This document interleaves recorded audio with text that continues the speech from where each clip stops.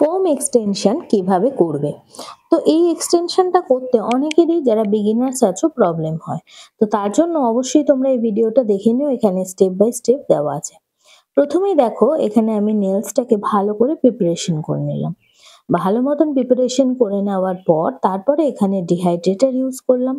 সেটাকে কিছুক্ষণ air dry করে তারপরে এখানে আমি ইউজ করছি প্রাইমার। এবং তারপরে ইউজ করে নিলাম বেস কোট এবং সেটাকে ইউভি ল্যাম্পে কিউর করলাম। কিউর করার পরে এখানে ফোম এক্সটেনশনের যে ফোমটা সেটাকে ভালো মতন সেট করে নিলাম। তো এখানে দেখো ভালো মতন কিন্তু ফোমটাকে সেট করে নিলাম। সেটটাই হচ্ছে এখানে মেন। সেট করে নেওয়ার পর তারপরে এখানে আমি ইউজ করে নিচ্ছি অ্যাক্রিলিক পাউডার। এখানে আমি দুটো কালার দিয়ে করেছি।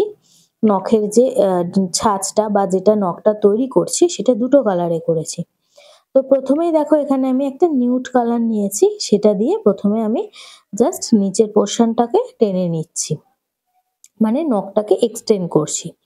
এবার তোমরা তোমাদের ইচ্ছা মতন করতে পারো, তোমরা যতটা বড় রাখতে চাইছো সেরকম ভাবেই বড় রাখতে পারো। এখানে ফোমের কিন্তু প্রত্যেকটাই নাম্বার দেওয়া থাকে, 1 থেকে 7 অবধি মোটামুটি নেলটাকে এক্সটেন্ড করা যায়।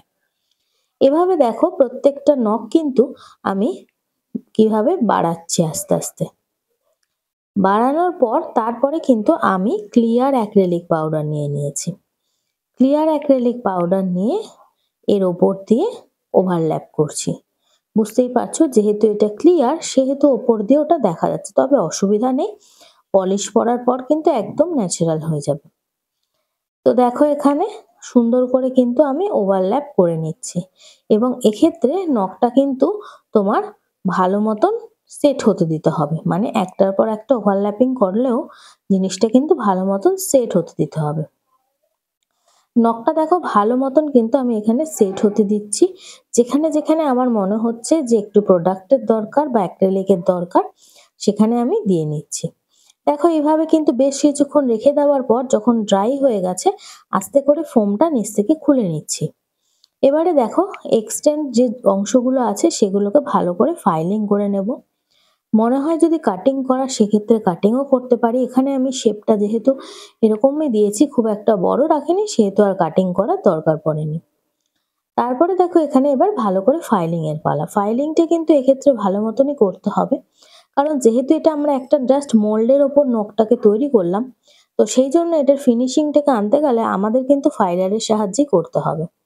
তো এই যে বললাম অন্য কালারের অ্যাক্রিলিক লাগালেও নিচের পোর্শনটা ফাইলিং করলে পরে কোনো অসুবিধা হয় না। তো দেখো এখানে সুন্দর করে ফাইলিং করে নিচ্ছি এবং ফিনিশিংটা কিন্তু খুব সুন্দর আসে ফোম এক্সটেনশনের ক্ষেত্রে। তো ফাইলিং করার পর এখানে তুমি যে কোনো আর্ট করতে পারো, পলিশ লাগাতে পারো, টপ কোট লাগাতে পারো, যা খুশি। আমি এখানে শুধু টপ কোট লাগিয়েছিলাম, তারপরে এর উপর দিয়ে একটা পরে ডিজাইন দেখিয়েছিলাম, সেইটা আর ভিডিওর মধ্যে দেখানো হয়নি। তো ফোম এক্সটেনশনটা এইভাবেই করলে খুব ইজিলি ভাবে কিন্তু তোমরা এখানে ফোমটা করতে পারছো। আর যারা চাইছো একদম ডিটেলসে হাতে ধরে ক্লাস করতে, তোমরা কিন্তু ক্লাসটাও জয়েন করতে পারো। এপ্রিলের 23 তারিখ থেকে শুরু হবে।